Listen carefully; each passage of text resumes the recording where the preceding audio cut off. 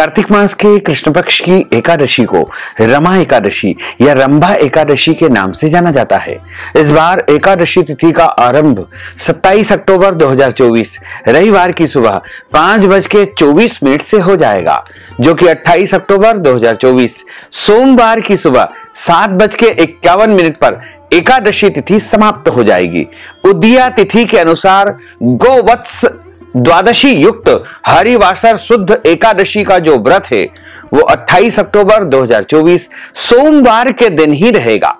सभी भक्तजनों, माताओं, बहनों, वैष्णव जनों को एकादशी का व्रत इस बार 28 अक्टूबर 2024 सोमवार के दिन ही रखना चाहिए और इस व्रत का पारणा 29 अक्टूबर 2024 मंगलवार यानी धनतेरस प्रदोष की सुबह 6:48 से लेकर के 8:48 के बीच में कर लेना चाहिए। अगले दिन कोई और व्रत हो, जैसे प्रदोष का व्रत है या मंगलवार का व्रत है, तो ऐसी परिस्थिति में फल, जल या फलाहारी वस्तु से भी व्रत का पारणा कर सकते हैं। भक्तजनों, माताओं, बहनों, सादर जय श्री कृष्ण। हमारे YouTube चैनल में आप सभी का बहुत बहुत स्वागत है। मैं हूं आपके साथ आचार्य धर्मेंद्र शास्त्री। आज हम आप सभी को कार्तिक मास के कृष्ण पक्ष की रमा एकादशी, रंभा एकादशी की दिव्य और ज्ञानमयी कथा सुनाने जा रहे हैं। इस कथा को अंत तक सुनिएगा और सुनने के बाद अधिक से अधिक लोगों को, भक्तजनों को शेयर भी कर दीजिएगा, ताकि कथा सुनने का पुण्य फल उन सभी के साथ साथ आप सभी को भी प्राप्त हो सके। तो सबसे पहले आपको और आपके पूरे परिवार को रमा एकादशी की बहुत बहुत शुभकामनाएं और बधाइयां। भगवान श्री हरि लक्ष्मी नारायण जी का भरपूर आशीर्वाद आप सभी के जीवन पर सदैव बना रहे। आप सभी सुखी रहें, स्वस्थ रहें, व्यस्त रहें, मस्त रहें, निरंतर उन्नति तथा प्रगति को प्राप्त करते रहें। विष्णु एकादशी गीता तुलसी विप्र धेनवः असारे दुर्ग संसारे षटपदी मुक्तिदायिनी। अर्थात भगवान श्री हरि विष्णु जी का पूजन करना, एकादशी का व्रत रखना, गीता जी का पाठ करना, तुलसी जी का पूजन एवं दर्शन करना, ब्राह्मण देवताओं की सेवा करना, उनको दान करना, उनको भोजन करवाना तथा गौ माता की रक्षा एवं सेवा करना, ये 6 कार्य इस कठिन संसार सागर को पार करने हेतु मुक्तिदायक बताए गए हैं। पूरे एक वर्ष में 24 एकादशी आती है, लेकिन जिस वर्ष अधिक मास अथवा पुरुषोत्तम मास आता है उस साल इनकी 2 संख्या अधिक हो जाती है, यानी उस साल कुल मिलाकर के 26 एकादशी आती है।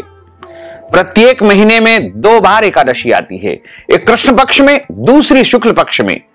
दोनों ही एकादशियों का भिन्न भिन्न महत्व हमारे धर्म ग्रंथों तथा पुराणों में बताया हुआ है।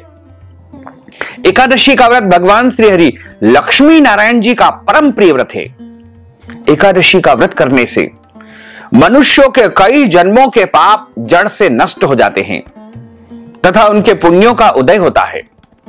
और जब मनुष्य के जन्म जन्मांतर के पाप नष्ट हो जाते हैं, तभी उन्हें सांसारिक एवं भौतिक सुखों की प्राप्ति होती है। यदि आप प्रत्येक महीने प्रत्येक पक्ष की एकादशी का व्रत करते हैं या नहीं भी करते हैं, दोनों ही परिस्थिति में आपको रमा एकादशी का व्रत अवश्य करना चाहिए, क्योंकि रमा एकादशी का व्रत करने से मनुष्य के जन्म जन्मांतर की गरीबी समाप्त हो जाती है, धन संबंधी जो समस्याएं हैं वो समाप्त हो जाती है।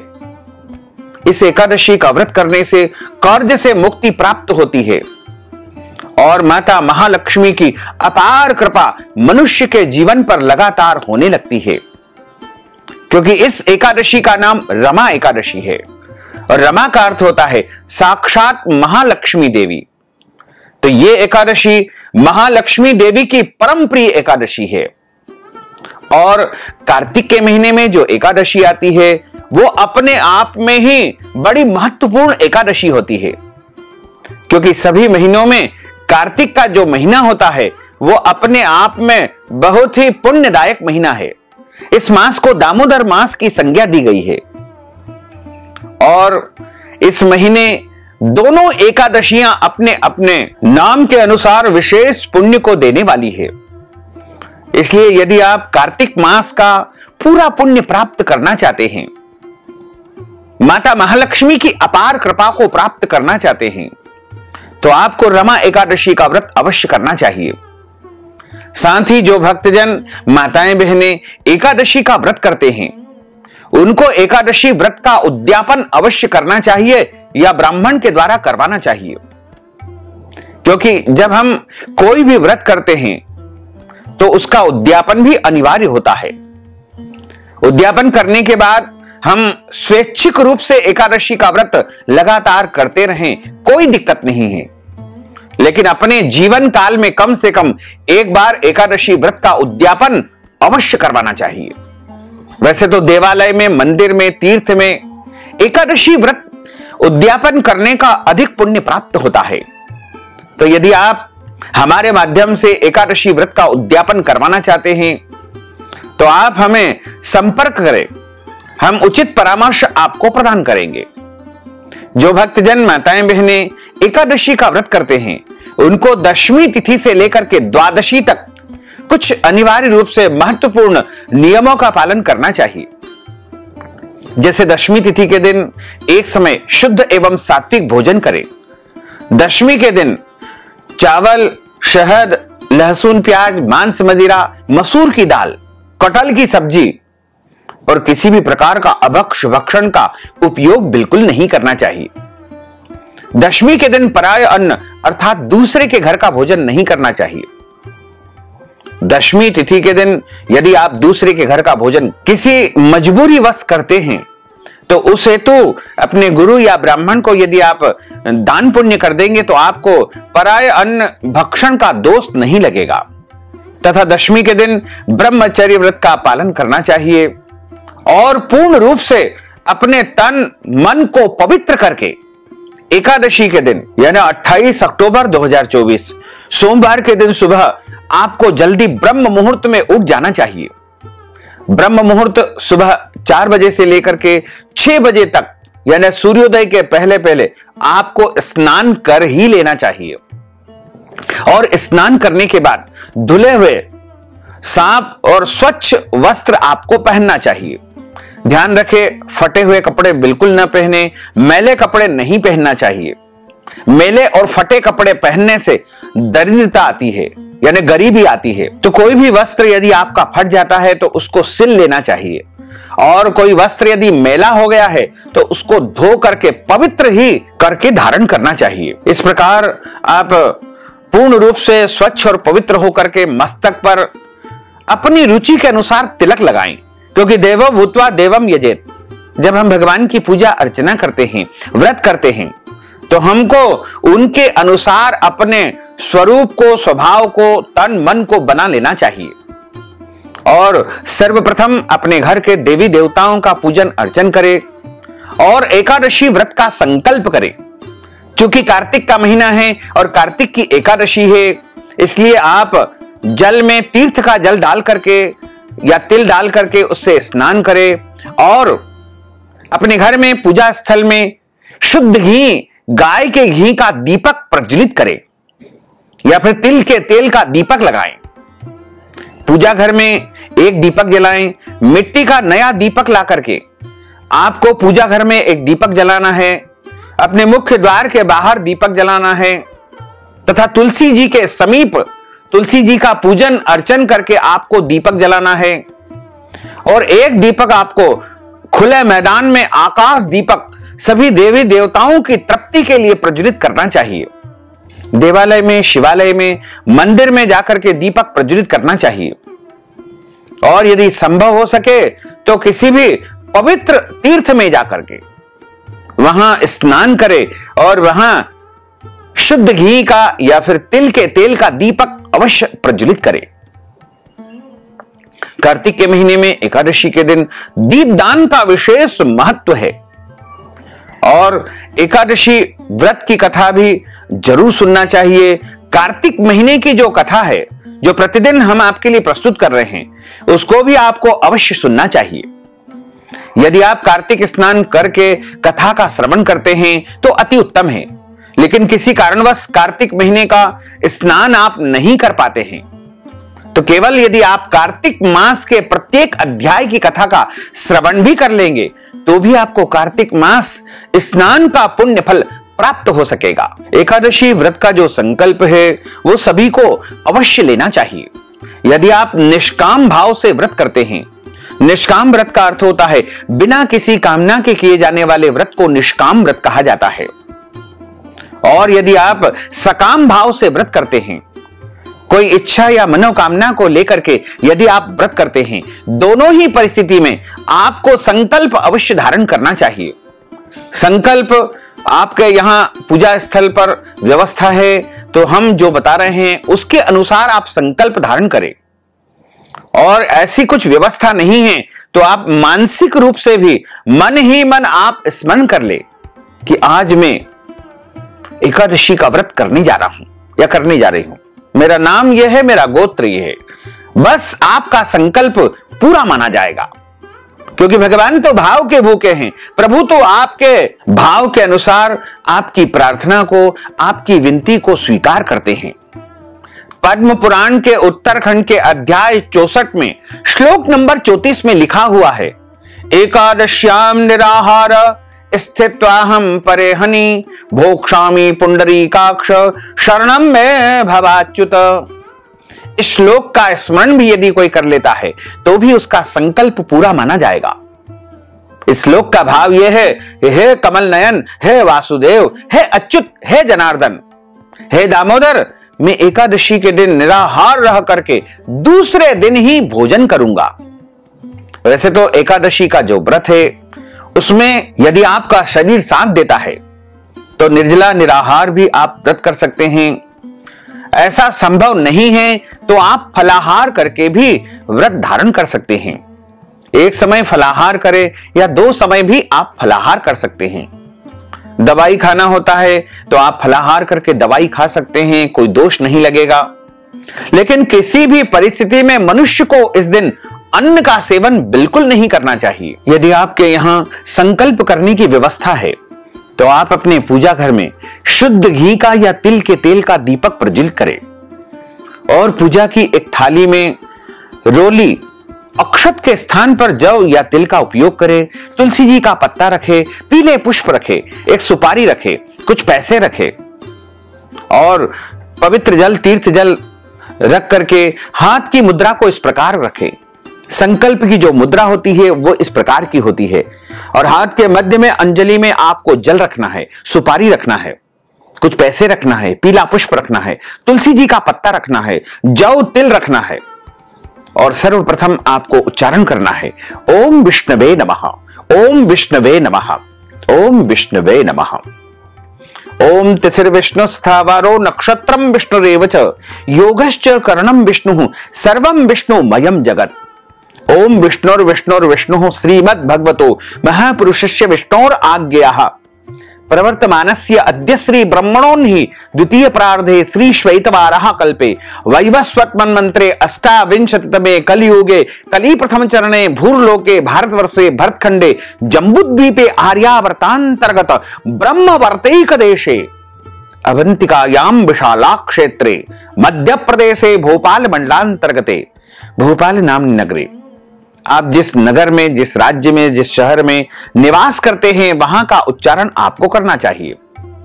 संवत 2081 मासा नाम मासे पुण्य पवित्र मासे कार्तिक मासे दामोदर मासे कृष्ण पक्षैहि रमा एकादश्यायाम पुण्यतिथयोः सोमवासरान्वितायां पूर्वा फाल्गुनी दिवस नक्षत्रैहि सिंह राशिस्ते श्री चंद्रैहि वृषभ राशिस्ते श्री देवराज गुरोः तुला राशिस्ते श्री सूर्ये शेषेषु ग्रहेषु यथा यथम राशि स्थान स्थितसु एवं ग्रह गुण गण विशेषण विशिष्टायाम शुभ पुण्य तिथौ।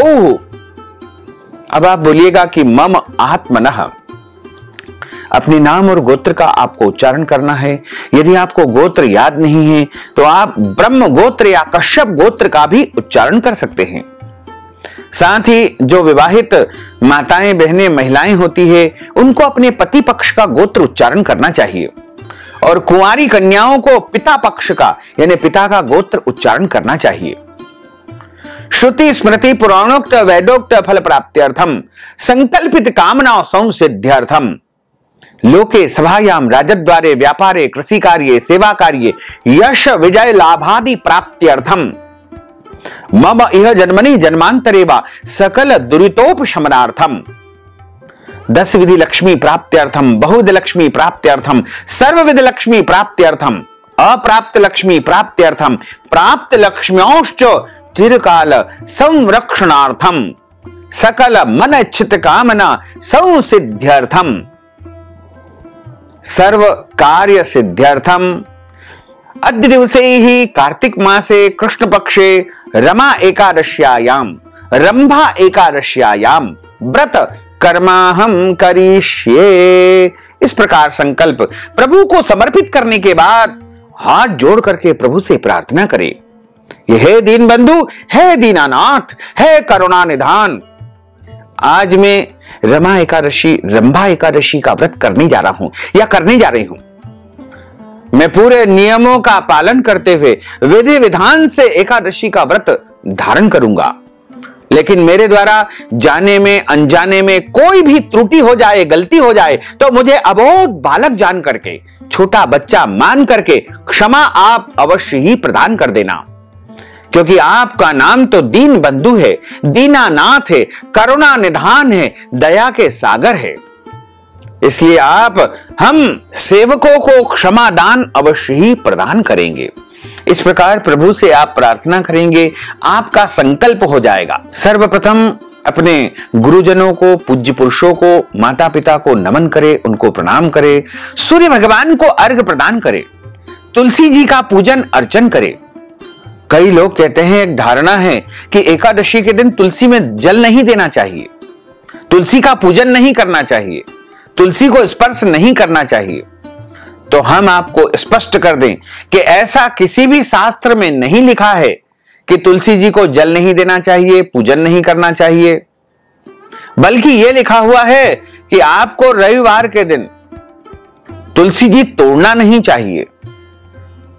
आप तुलसी जी का पूजन कर सकते हैं, तुलसी जी को स्पर्श कर सकते हैं, तुलसी जी के यहां दीपक भी आप लगा सकते हैं, उसका कोई दोष नहीं लगेगा, लेकिन आपको तुलसी जी का पूजन अवश्य करना चाहिए।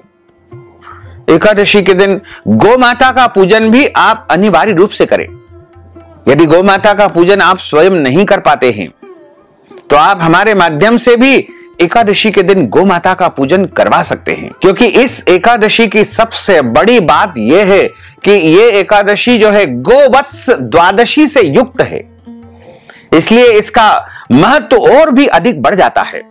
गोवत्स द्वादशी के दिन गाय और बछड़े की पूजन करने का विशेष विधान है। जो मनुष्य गोवत्स द्वादशी के दिन गाय और बछड़े की पूजन कर लेता है, उसके अनंत जन्मों के कोटि कोटि पाप जल करके भस्म हो जाते हैं तथा उसके जीवन में सभी प्रकार के सुख ऐश्वर्य उसे प्राप्त होते हैं।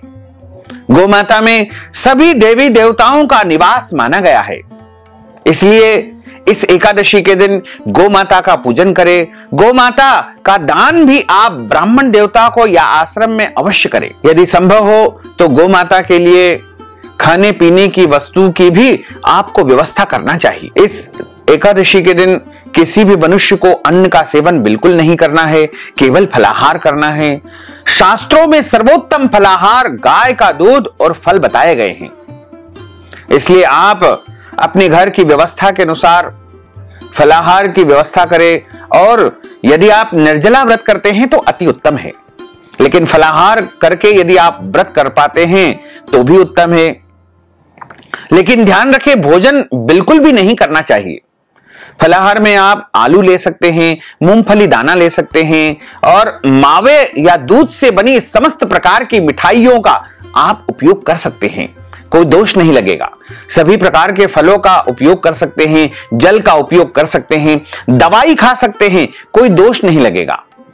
लेकिन ध्यान रखें, अपने घर में इस दिन चावल नहीं बनाना चाहिए तथा चावल का उपयोग नहीं करना चाहिए। झूठ न बोले, क्रोध न करे, लड़ाई झगड़ा एवं वाद विवाद एकादशी के दिन बिल्कुल नहीं करना चाहिए।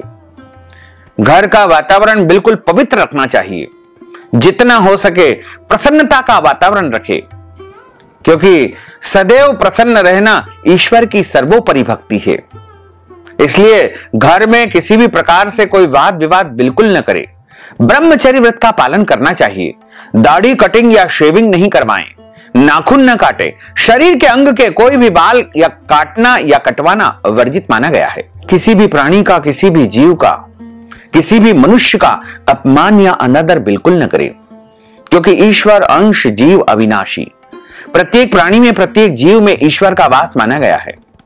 इसलिए सभी का सम्मान करे, सभी का आदर करे, चाहे आपसे छोटा हो या बड़ा हो।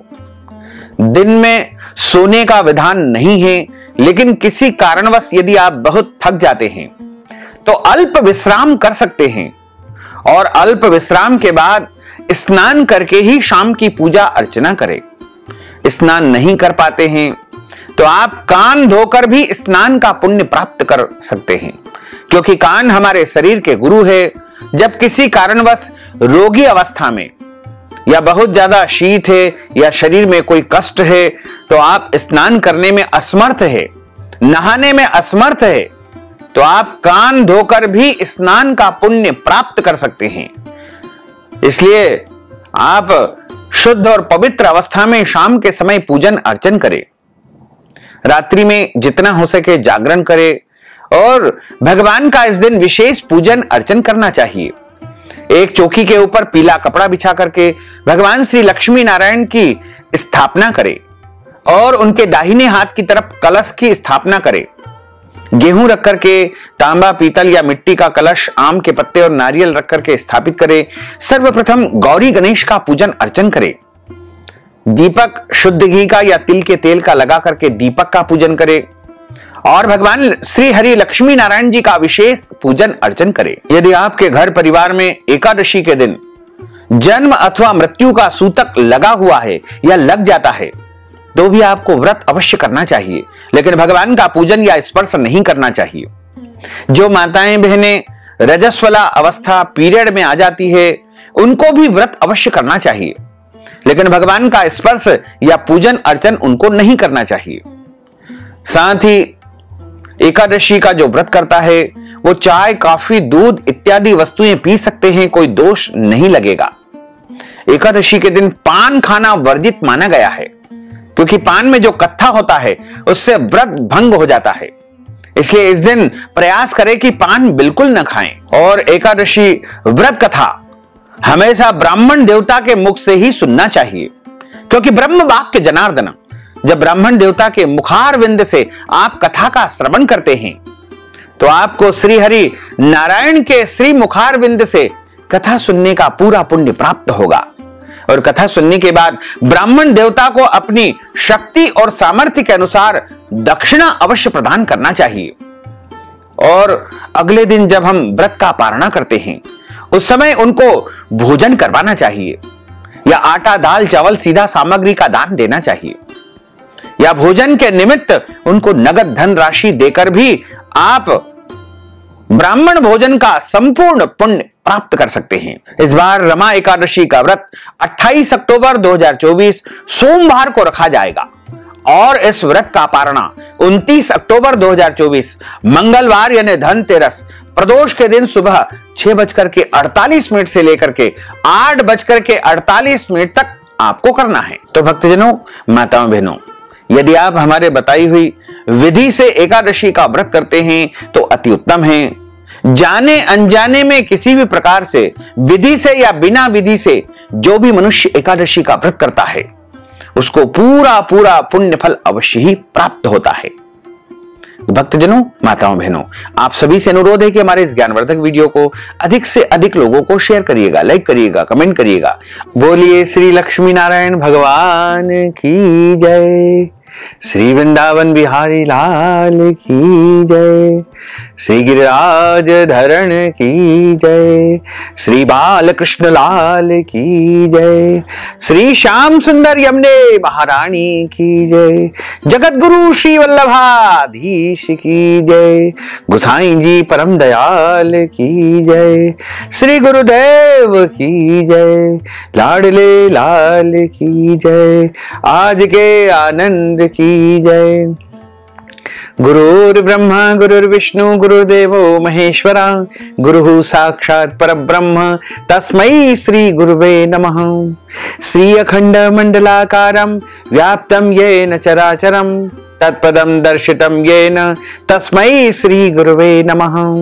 वसुदेव सुतं देवं कंसचाणूरमर्दनं देवकी परमानंदं कृष्णं वंदे जगद्गुरुं। कृष्णाय वासुदेवाय हरये परमात्मने प्रणतः क्लेशनाशाय गोविंदाय नमो नमः। सच्चिदानंद रूपाय विश्वोत्पत्त्यादिहेतवे तापत्रय विनाशाय श्री कृष्णाय वयं नुमः। यं प्रव्रजन्तमनुपेतमपेत कृत्यं द्वैपायनो विरह कातर आजुहाव। पुत्रेति तन्मयतया तर्वो भिनदुस्तं सर्वभूत हृदयं मुनिमानतोऽस्मि। बर्ह पीडं नटवर वपुः कर्णयोः कर्णिकारं विभ्रद्वास कनक कपीशं वैजयन्तीं च मालां। रन्ध्रान् वेणोर्धर सुधया पूरयन् गोपवृन्दैः वृन्दारण्यं सपदरमणं प्राविशत गीतिकीर्तिः। करारविन्देन पदारविन्दं मुखारविन्देन विनिवेशयन्तीं वटस्य पत्रस्य पुटेशयानं बालं मुकुन्दं मनसा स्मरामि। कस्तूरी तिलकं ललाटपटले वक्षस्थले कौस्तुभं नासाग्रे वरमौक्तिकं करतले वेणुः करे कङ्कणं। सर्वाङ्गे हरिचन्दनं सुललितं कंठे च मुक्तावलिं गोपस्त्री परिवेष्टितो विजयते गोपाल चूड़ामणिं। फुल्लेन्दीवर कान्तिमेन्दु वदनं बरहावतं सप्रियं श्रीवत्साङ्कमुदार कौस्तुभधरं पीतांबरं सुंदरं। गोपीनां नयनोत्पलार्चिततनुं गोपसंघावृतं गोविंदं कलवेणुवादनपरं दिव्यांगभूषणं भजे। जय जय श्री राधारमण, जय जय नवल किशोर, जय गोपी चित चोर प्रभु, जय जय माखन चोर। मात मेरी श्री राधिका, पिता मेरे घनश्याम, इन दोनों के चरणन में मेरा बारंबार प्रणाम, मेरा बारंबार प्रणाम, मेरा बारंबार प्रणाम। मोहिनी मूरत श्याम की वो मन रही समाय, जो मेहंदी के पात में लाली रही समाय। धन यौवन एक दिन उड़ जाएंगे जैसे उड़े कपूर, मन मूरख तू राम भज क्यों चाटे जगधूर। राम कृष्ण दो एक है अंतर नहीं निमेष, इनके नयन गंभीर है उनके चपल विशेष। तन पवित्र सेवा किए धन पवित्र कर दान, मन पवित्र हरि भजन सो होत त्रिविध कल्याण। कलयुग केवल नाम आधारा, सुमर सुमर नर उतरहि पारा। राधे तू बड़ भागिनी कौन तपस्या कीन, तीन लोक तारण प्रभु सो तेरे अधीन। बोलिए श्री लक्ष्मी नारायण भगवान की जय, श्री वृंदावन बिहारी लाल की जय।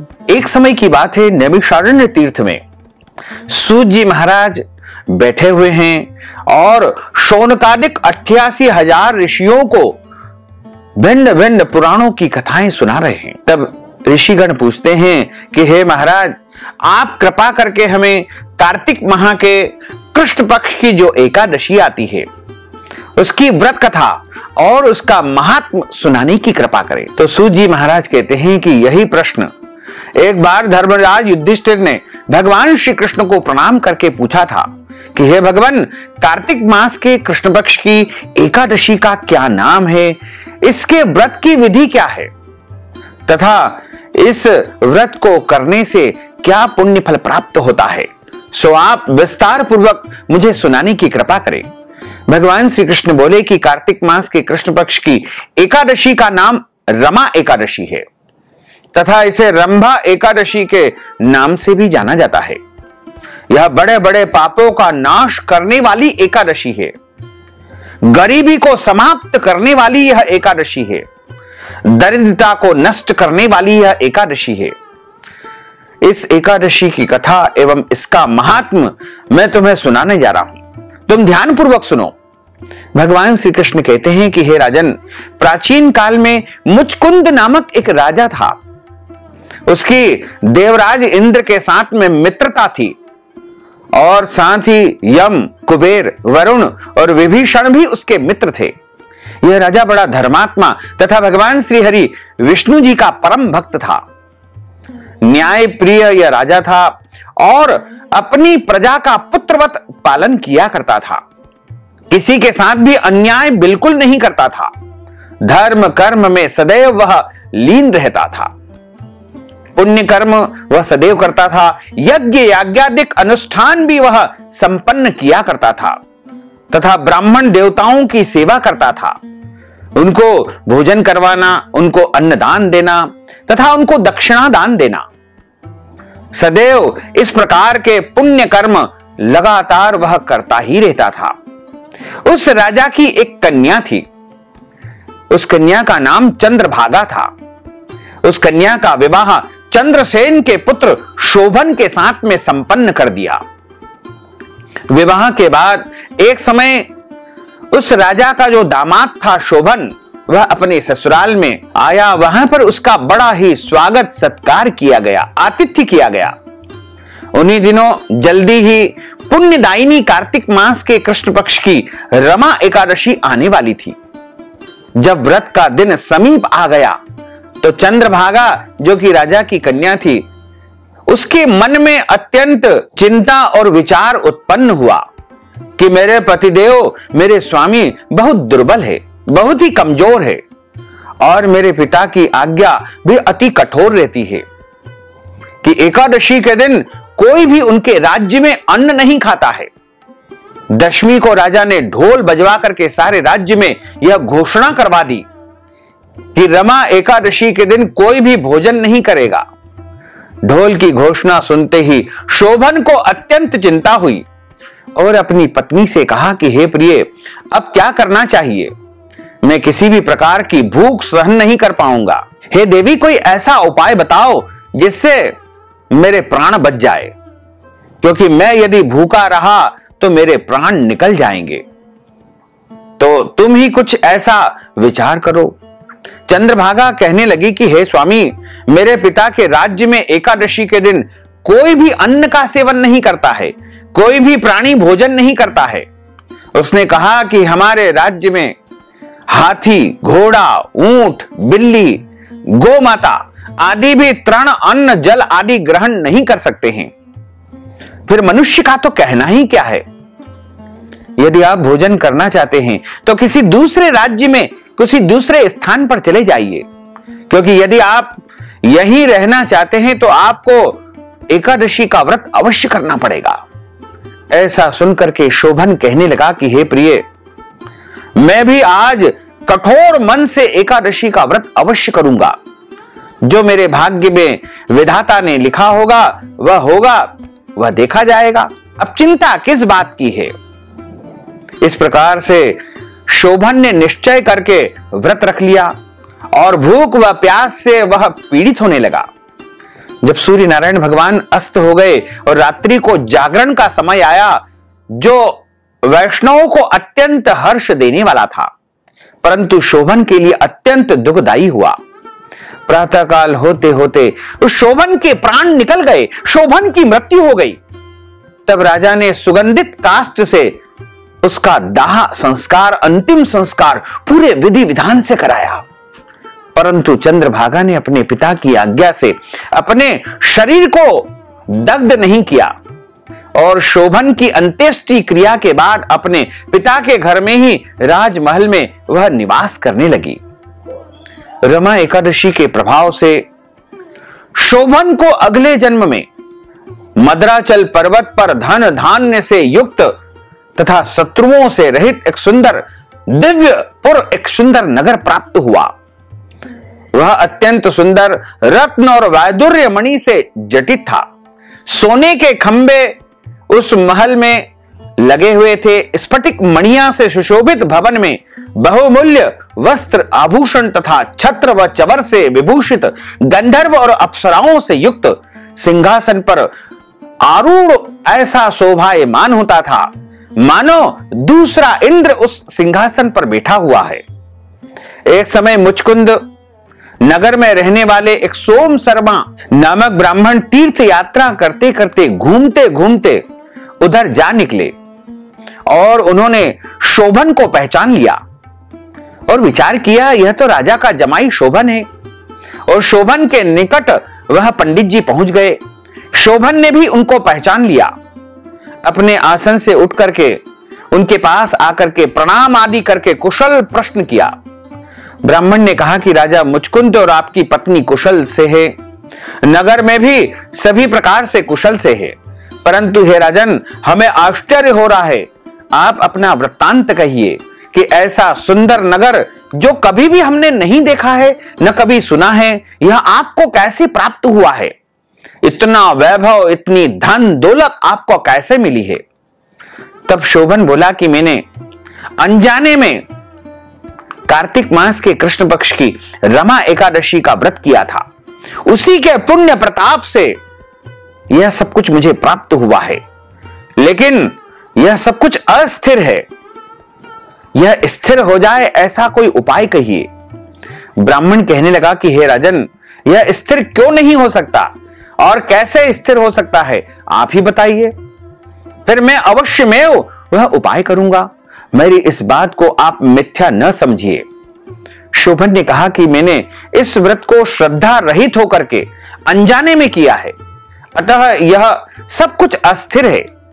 यदि आप मुचकुंद राजा की कन्या चंद्रभागा को यह सब वृत्तांत कहे और वह अपना पूरा पुण्य, क्योंकि उसने श्रद्धा के साथ में एकादशी का व्रत किया है, तो एकादशी का पूरा पुण्य यदि वो मुझे प्रदान करेगी तो यह पूरा वैभव स्थिर हो जाएगा। ऐसा सुनकर के उस श्रेष्ठ ब्राह्मण ने वहां से लौट करके चंद्रभागा को सारा वृत्तांत सुनाया। ब्राह्मण के वचन को सुनकर के चंद्रभागा बड़ी प्रसन्नता से ब्राह्मण से कहने लगी कि हे ब्राह्मण देवता, यह सब बातें आपने प्रत्यक्ष देखी है या स्वप्न की बातें कह रहे हैं? ब्राह्मण कहने लगा कि हे पुत्री, मैंने महावन में तुम्हारे पति को प्रत्यक्ष देखा है, साथ ही किसी से विजय न हो ऐसा देवताओं के नगर के समान उनका नगर और उनका वैभव देखा है।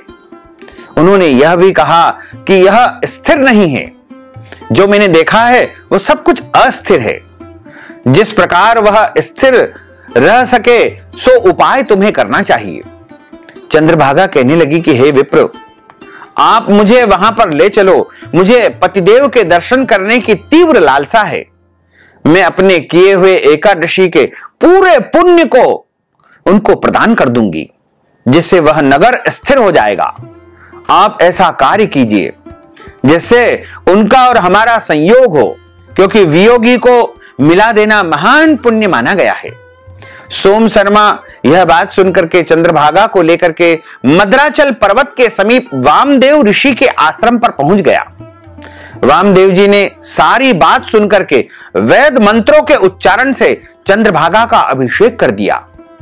तब ऋषि के मंत्र के प्रभाव से, एकादशी व्रत के पुण्य प्रताप से चंद्रभागा का शरीर दिव्य और युवा अवस्था में प्राप्त हो गया और वह शोभन के साथ में सुखपूर्वक निवास करने लगी और दिव्य देह को उसने प्राप्त कर लिया। इसके बाद बड़ी प्रसन्नता के साथ अपने पति के उसने दर्शन किए, उनको प्रणाम किया। अपनी प्रिय पत्नी को आते देख करके शोभन अति प्रसन्न हुआ और उसे बुला करके अपने बाईं तरफ बैठा लिया। चंद्रभागा कहने लगी कि हे प्राणनाथ, आप मेरे पुण्य को ग्रहण कीजिए। अपने पिता के घर जब मैं 8 वर्ष की थी तब से विधि पूर्वक प्रत्येक एकादशी व्रत को श्रद्धा पूर्वक करती आ रही हूं। इस पुण्य के प्रताप से आपका यह नगर स्थिर हो जाएगा तथा समस्त कर्मों से युक्त होकर के प्रलय के अंत तक रहेगा। इस प्रकार चंद्रभागा ने दिव्य आभूषणों और वस्त्रों से सुशोभित होकर अपने पति के साथ आनंद पूर्वक वहां पर निवास करने लगी। भगवान श्री कृष्ण कहने लगे कि हे राजन, यह मैंने रमा एकादशी की कथा तुमको सुनाई है, इसका महात्म्य सुनाया है। जो मनुष्य इस व्रत को करते हैं उनके ब्रह्म हत्यादि समस्त पाप नष्ट हो जाते हैं। कृष्ण पक्ष और शुक्ल पक्ष दोनों ही एकादशियां समान मानी गई है, इनमें किसी भी प्रकार का भेद नहीं मानना चाहिए। दोनों समान फल देने वाली है। जो इस कथा को सुनता है, इस महात्म्य को पढ़ता है या सुनता है, वह समस्त पापों से छूट करके विष्णु लोक को, भगवान नारायण के धाम को प्राप्त करता है। बोलिए श्री लक्ष्मी नारायण भगवान की जय। अच्युतम केशवम राम नारायणम कृष्ण दामोदरम वासुदेवम हरे श्रीधरम माधवम गोपिका वल्लभम श्री जानकी नायकम श्री रामचंद्रम भजे। जानकी मनोहरम सर्वलोक नायकम श्री शंकरादि सेवितम पुण्य नाम कीर्तनम श्री राम राम राम राम राम नाम तायकम। राम कृष्ण वासुदेवा भक्ति मुक्तिदायकम। राम कृष्ण वासुदेवा भक्ति मुक्तिदायकम। हरे राम राम राम हरे हरे, हरे कृष्ण कृष्ण कृष्ण हरे हरे, श्री कृष्ण गोविंद हरे मुरारे। हे नाथ नारायण वासुदेवा, हे नाथ नारायण वासुदेवा, हे नाथ नारायण वासुदेवा। बोलिए श्री लक्ष्मी नारायण भगवान की जय। अब हम सभी मिलकर के प्रभु की आरती का गायन करेंगे। ओम जय जगदीश हरे, स्वामी जय जगदीश हरे। भक्त जनों के संकट, दास जनों के संकट क्षण में दूर करे। ओम जय जगदीश हरे। जो ध्यावे फल पावे, दुख बिन से मन का, स्वामी दुख बिन से मन का। सुख संपत्ति घर आवे, सुख संपत्ति घर आवे, कष्ट मिटे तन का। ओम जय जगदीश हरे। मात पिता तुम मेरे, शरण गहूं में किसकी, स्वामी शरण गहूं में किसकी। तुम बिना और न दूजा, प्रभु बिना और न दूजा, आस करूं मैं किसकी। ओम जय जगदीश हरे। तुम पूर्ण परमात्मा, तुम अंतरयामी, स्वामी तुम अंतरयामी। पार ब्रह्म परमेश्वर, पार ब्रह्म परमेश्वर, तुम सबके स्वामी। ओम जय जगदीश हरे। तुम करुणा के सागर, तुम पालन करता, स्वामी तुम पालन करता। मैं सेवक तुम स्वामी, मैं सेवक तुम स्वामी, कृपा करो भरता। ओम जय जगदीश हरे। तुम हो एक अगोचर, सबके प्राणपति, स्वामी सबके प्राणपति। किस विध मिला हूँ दयामय, किस विध मिला हूँ दयामय, तुमको मैं सुमति। ओम जय जगदीश हरे। दीन बंधु दुख हरता, तुम ठाकुर मेरे, स्वामी तुम रक्षक मेरे। अपने हाथ उठाओ, अपनी शरण लगाओ, द्वार पड़ा तेरे। ओम जय जगदीश हरे। विषय विकार मिटाओ, पाप हरो देवा, स्वामी पाप हरो देवा। श्रद्धा भक्ति बढ़ाओ, श्रद्धा प्रेम बढ़ाओ, संतन की सेवा। ओम जय जगदीश हरे। तन मन धन सब कुछ है तेरा, स्वामी सब कुछ है तेरा। तेरा तुझको अर्पण, प्रभु जी का प्रभु जी को अर्पण, क्या लागे मेरा। ओम जय जगदीश हरे। पूर्ण ब्रह्म की आरती जो कोई नर गावे, स्वामी जो कोई नर गावे। कहत शिवानंद स्वामी जपत हर हर स्वामी, मन वांछित फल पावे। ओम जय जगदीश हरे, जय जगदीश हरे। स्वामी जय जगदीश हरे, मोहन जय जगदीश हरे। भक्त जनों के संकट, दास जनों के संकट, बंसी वाला दूर करे। ओम जय जगदीश हरे। ओम कर्पूर गौरम करुणावतारम संसार सारम भुजगेंद्रहारम सदा वसंतम हृदयारविंदे भवम भवानी सहितम नमामि। मंदार मालांकुलितालकाये कपाल मालांकृतशेखराय दिव्यांबराय दिगंबराय नमः शिवाय च नमः शिवाय आरार्तिक्यं समर्पयामि। नमो नमः। हरि ओम। यज्ञेन यज्ञमय जन्त देवास्तानि धर्माणि प्रथमान्यासन्न तेह नाकं महिमानः सचन्ते यत्र पूर्वे साध्याः सन्ति देवाः। ओम राजाधिराजाय प्रसय्यसाहिने नमो वयम्बे श्रवणाय कुर्महे। समे कामान काम कामाय मह्यं कामेश्वरो वैश्रवणो ददातु। कुबेराय वैश्रवणाय महाराजाय नमः। ओम स्वस्ति साम्राज्यं भोज्यं स्वराज्यं वैराज्यं पारमेष्ठ्यं राज्यं महाराजमाधिपत्यमय्यं समन्तपर्यायै स्यात् सार्वभौमः सर्वायुष अन्तार्धा परार्धात् पृथिव्ये समुद्रपर्यन्ताय एकराडिति तदप्येष श्लोकोऽभिहितो मरुतः परिवेष्टारो मरुतस्यावसान् ग्रहे आविक्षतस्य काम प्रेर विश्वे देवा सभा सदैति। ओम विश्व तच्चक्षुरुत विश्वतो मुखो विश्वतो बाहुरुत विश्वस्पात् संबाहुभ्यां धमति संपतत्रेर्द्यावा भूमिं जनेन देव एकः। ओम एकदन्ताय विद्महे वक्रतुंडाय धीमहि तन्नो दन्तिः प्रचोदयात्। आदि शक्ति च विद्महे जगन्माताय धीमहि तन्नो शक्तिः प्रचोदयात्। तत्पुरुषाय विद्महे महादेवाय धीमहि तन्नो रुद्रः प्रचोदयात्। ओम महालक्ष्म्यै च विद्महे विष्णुपत्न्यै च धीमहि तन्नो लक्ष्मीः प्रचोदयात्। ओम नारायणाय विद्महे वासुदेवाय धीमहि तन्नो विष्णुः प्रचोदयात्। ओम क्लीं कृष्णाय विद्महे दामोदराय धीमहि तन्नो श्री कृष्णः प्रचोदयात्। ओम सांगाय सपरिवाराय सायुधाय सशक्तिकाय सवाहनाय सगणाय भगवते श्री कृष्णचंद्र परमात्मने नमो नमः। महालक्ष्मी देव्यै नमो नमः। लक्ष्मी नारायण देवताभ्यो नमो नमः। मंत्र पुष्पांजलिं समर्पयामि। नाना सुगंध पुष्पाणि यथा कालोद्भवानि च पुष्पांजलिं मया दत्तं गृहाण परमेश्वर। मंत्र पुष्पांजलिं समर्पयामि। नमो नमः। हाथ जोड़ करके भगवान से क्षमा प्रार्थना कर लीजिए।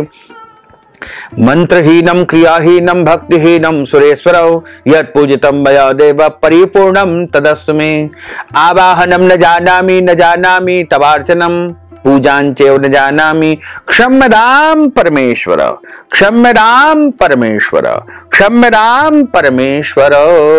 पापोऽहं पापकर्माहं पापात्मा पापसंभव त्राहि मां उमानाथ सर्व पाप हरो हर। त्राहि मां पार्वतीनाथ सर्व पाप हरो हर। त्राहि मां लक्ष्मीनाथ सर्व पाप हरो हर। त्राहि मां राधिकानाथ सर्व पाप हरो हर। त्वमेव माताश्च पिता त्वमेव त्वमेव बन्धुश्च सखा त्वमेव त्वमेव विद्या द्रविणं त्वमेव त्वमेव सर्वं मम देव देव त्वमेव सर्वं मम देव देव। बोलिए श्री लक्ष्मी नारायण भगवान की जय। श्री द्वारकाधीश भगवान की जय। श्री वृंदावन बिहारी लाल की जय। श्री गिरिराज धरण की जय। श्री गोवर्धन नाथ भगवान की जय। श्री बालकृष्ण लाल की जय। श्री श्याम सुंदर यमुने महारानी की जय। जगत गुरु श्री वल्लभाधीश की जय। श्री गोसाई जी परम दयाल की जय। श्री गुरुदेव की जय। धर्म की जय हो, अधर्म का नाश हो, प्राणियों में सद्भावना हो, विश्व का कल्याण हो। सनातन धर्म की जय हो, गौ माता की जय हो, नगर बस्ती की जय हो, आज के आनंद की जय हो, कल के आनंद की जय हो, परसों के आनंद की जय हो, बरसों बरसों के आनंद की जय हो। ओम नमः पार्वती पते। हर हर महादेव हर। काल हर, कंटक हर, दुख हर, दारिद्र हर, आनंद की लहर कर। भक्तजनों, माताओं, बहनों, यदि आप रमा एकादशी के निमित्त कुछ दान पुण्य करना चाहते हैं तो आप हमारे गूगल पे, फोन पे, पेटीएम नंबर के माध्यम से धनराशि पहुंचा करके अपना नाम और गोत्र भेज करके रमा एकादशी का संपूर्ण पुण्य प्राप्त कर सकते हैं। साथ ही आप सभी से अनुरोध है कि हमारे इस ज्ञानवर्धक वीडियो को अधिक से अधिक लोगों को शेयर करिएगा, लाइक करिएगा, कमेंट करिएगा। और यदि अभी तक आपने हमारे और आपके YouTube चैनल को सब्सक्राइब नहीं किया है तो अभी और इसी समय सब्सक्राइब कर लीजिए, ताकि इसी प्रकार की ज्ञानवर्धक वीडियो आपको सबसे पहले प्राप्त हो सके। आपको और आपके पूरे परिवार को सादर जय श्री कृष्ण, सादर धन्यवाद।